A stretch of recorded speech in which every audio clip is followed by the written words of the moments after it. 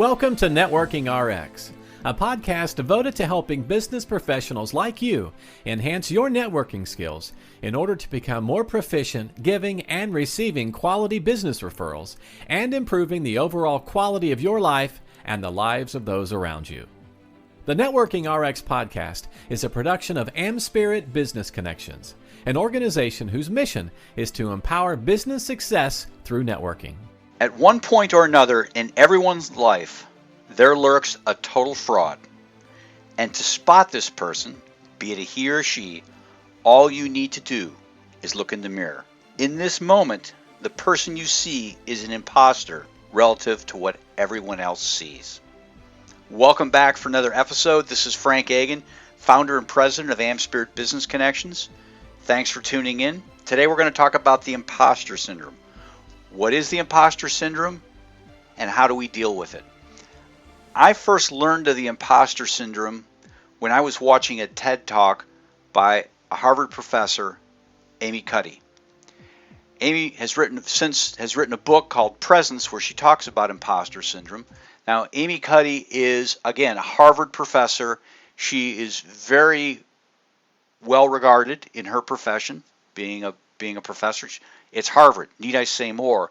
And she shares in her TED Talk that there was a point in her life where she had imposter syndrome. And what imposter syndrome is simply this.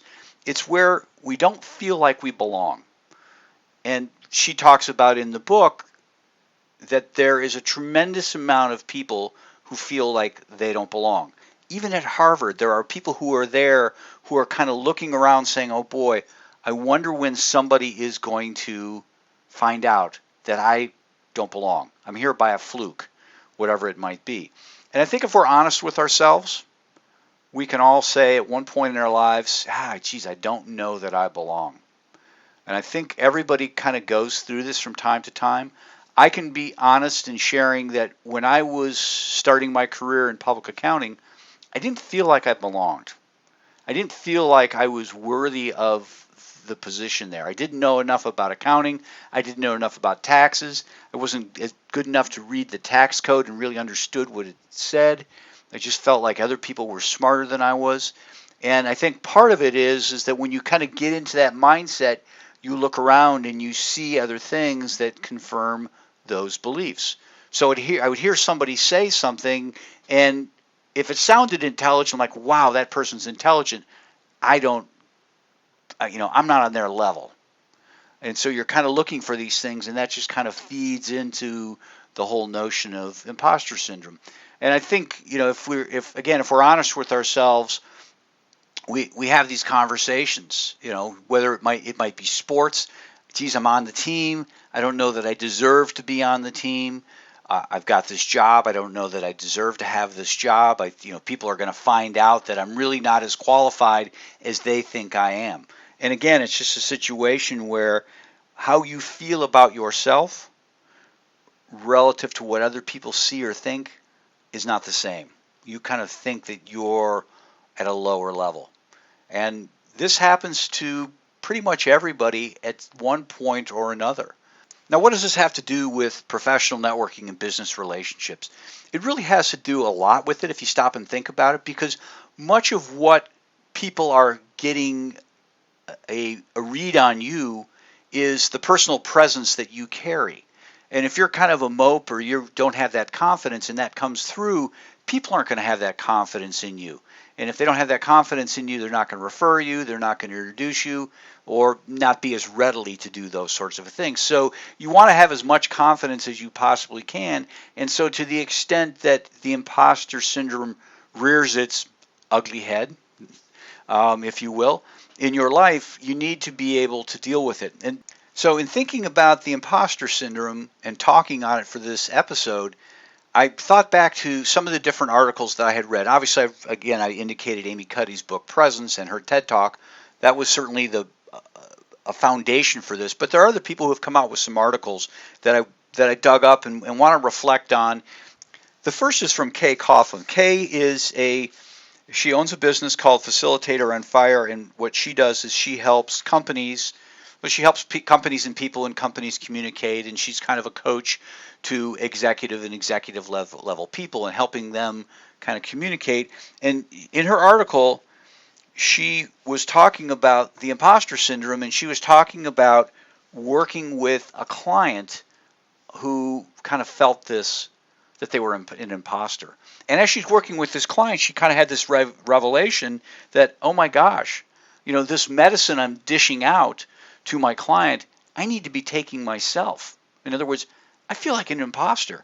And funny little comment she puts in there in quotations, pro tip, want to face imposter syndrome every day? Become a full-time entrepreneur. Yikes. And I thought that was very telling. I've been an entrepreneur. I've been self-employed for the better part of 25 plus years. And from time to time, you certainly do feel like an imposter. You read Inc. magazine, you hear about these great businesses, you talk to other people, and you hear these urban legends about wonderful stories out there, and you're like, oh my gosh, I'm not measuring up. I'm not measuring up. I'm not what people think I am. And I think entrepreneurs tend to go through this, and probably the reason why they drive so hard is try to overcome being an imposter. But what she goes on to say in the article, and I thought this was interesting, she says the problem with imposter syndrome is that we get stuck in it. We peek into our own minds and see these deflating, demoralizing, and downright depressing thoughts. She goes on, it's like realizing you're an alcoholic and deciding it's a problem, but then not taking any steps to treat the disease. In other words, you just kind of learn to live with it. Okay, I'm an imposter. Hopefully I can get through and no one's going to know. The problem with that is it becomes very, very stressful. And if you get an opportunity to go on the Facilitator on Fire website, it's facilitatoronfire.net on the blog. It's called Overcoming Imposter Syndrome. If you're interested, you certainly can do this, but I will certainly share this with you. Kay takes a picture of her journal where she kind of talks about these thoughts and having these thoughts and how it makes her feel. I thought it was very, very vulnerable that she did these things. I think we all go through this, so it's important that we kind of fess up to ourselves. If nobody else, just fess up to ourselves. If need be, if it's bad enough, work with somebody to help work you through. But she makes some other points in here, and she makes three primary points. And one is that there may be some truth to it. You may not feel like you're educated enough. Okay, if you feel that way, then take some action. Don't just get stuck in it. Take some action.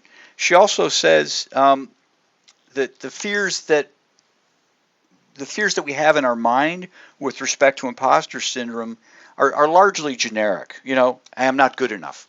Well, what does that mean? What does that mean? Thinking back to my days in public accounting, if I'm honest about it, there were some things I was really good at.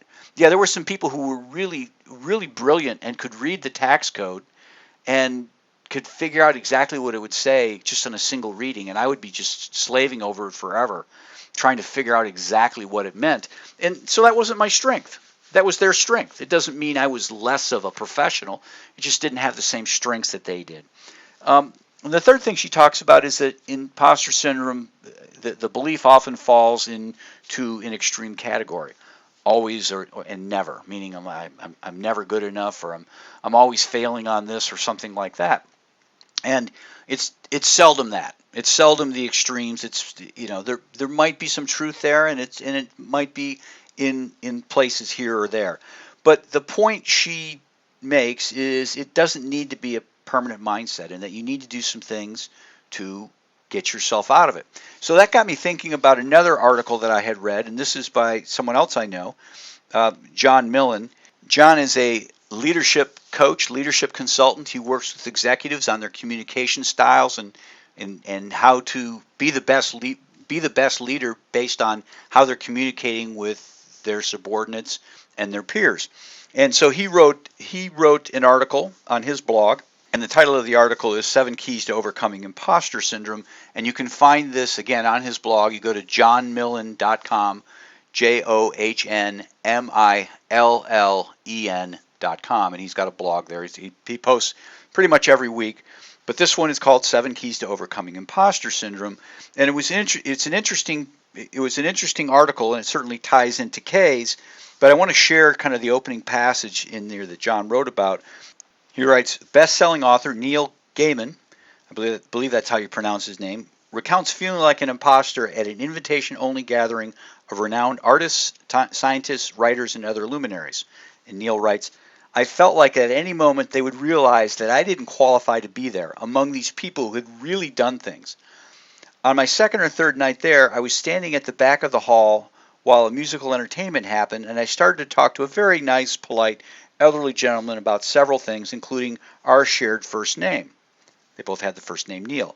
And then he pointed to the hall and said the words to the effect of, I just look at all these people and I think, what the heck am I doing here? They've made amazing things. I just went where I was sent. And I said, yes, but you were the first man on the moon. I think that counts for something. So I think that's kind of funny. Here's Neil Armstrong. We all know Neil Armstrong is the first man to set foot on the moon, thinking like he doesn't belong at an event. And, it just kind of underscores, along with Amy Cuddy, that we all kind of go through this. We all kind of look at our surroundings, and depending upon who we're with, that we might not belong. Sure, if I walk into a school of elementary kids, I belong. But if I walk into a room of billionaires, I probably don't feel like I belong. And well, I don't. But that's a whole other conversation. But this article by John is really insightful because he does provide 7 things that can help you overcome this feeling of being imposter. The first is, remember you're not alone. And he reflects back to the numbers that Amy Cuddy provided in her books, that 70% of people feel like a fraud at one point or another. 70%. 70% of the people at Harvard. I couldn't get into Harvard. I can barely spell Harvard. But 70% of the people there, and these are people with perfect ACT scores, don't feel like they belong. So you have to remind yourself that you belong. And it kind of harkens back to thoughts when I was a kid growing up in Upper Peninsula of Michigan.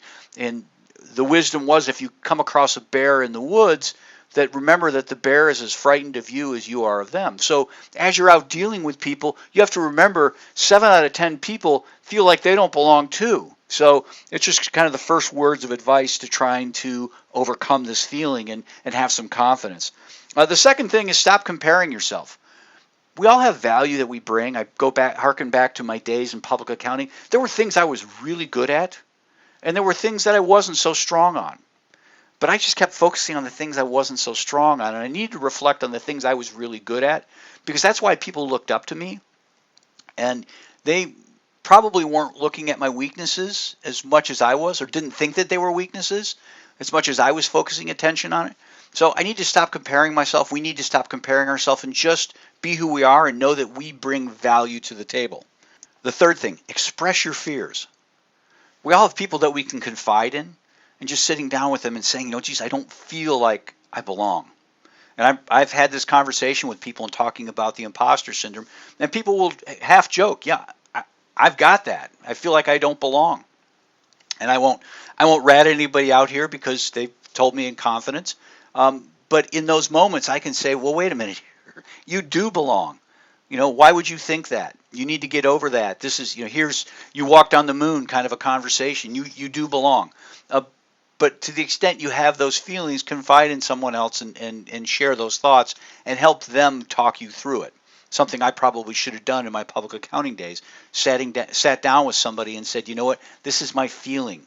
How can, help me work through this. John's fourth point is suspend judgment. In other words, he says, give yourself a break. We got this negative voice in our head. We all have this negative voice in our head. And it does serve a purpose. In many respects, it's helped the human race stay alive and continue on, and helps each of us at certain times. But at certain times, you just need to turn it off and say, you know what, I'm good enough. Stop looking at past insecurities. Those things happened. Today's a new day. You can figure out whatever today. The fifth thing is reframe your story. John advocates taking the time to write down the feelings you're experiencing as an imposter. Generally speaking, there's something at the root of that, and really kind of digging into it. He goes on to say, did a parent, a coach, or high school kid say something that left you with that imprint? And if that's the case, and you find that, then rewrite that story. Why is that story not true? Why is that not true today, this week, this month, this year? But rewrite the story of something that happened in the past. And again, it's in the past. The sixth thing is to shift your mindset. And there are two aspects to shifting your mindset. The first, John indicates, is you need to shift your mindset from not your deficiencies and why I don't belong, but to the fact that you bring value to others. Again, back to my public accounting days, I brought value. There were things I could do that other people weren't as good at, and they probably felt that they were imposters for that reason. I don't know. We've never had this conversation, and really don't need to at this point in time. But shift and think about the value that you bring. In an earlier podcast, I talked about walking into rooms and not feeling this apprehension of, hey, I don't belong in this room. I call it my cloak of invincibility, because I'm there to help other people. And that's the value I bring. And people are not going to reject that value, because if they do, then they're the ones losing out. So shift your mindset as to what's the value that you bring. Stop worrying about where you might not fit in. But the second point that he makes is change from a performance mindset to a learning mindset. A performance mindset is really, okay, what have I achieved? And the learning mindset is that, I'm still learning. I might not measure up in this moment, but I'm learning. I'm going to catch up. And I think that's an important mindset for us all to have with respect to everything. That, I don't know how to read the tax code. I don't know how to use this piece of software.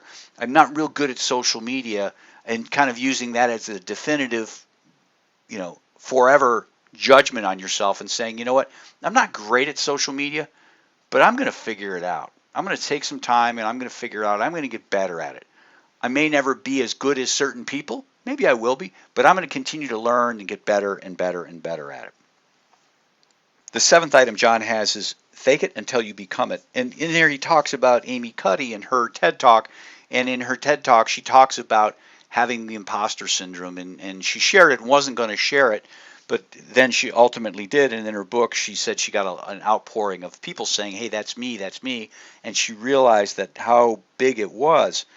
But what she talks about in there is that adopting body language may physically transform us. And I did a podcast on this. I did an episode on this, episode 142, which I released on January 21st. It's called Powering Up. And I talk about it, that how we position ourselves, how we stand, how we carry ourselves can actually change our internal mindset, can change our internal stuff. It promotes the release of confidence boosting hormones. And so if you get a chance, I would recommend certainly reading John's blog post, but I would also take a look at Dr. Cuddy, Amy Cuddy's TED Talk, because when she starts talking about how we position ourselves and what that does to our chemical makeup. In other words, if you stand with confidence, you'll get confidence feelings coming through.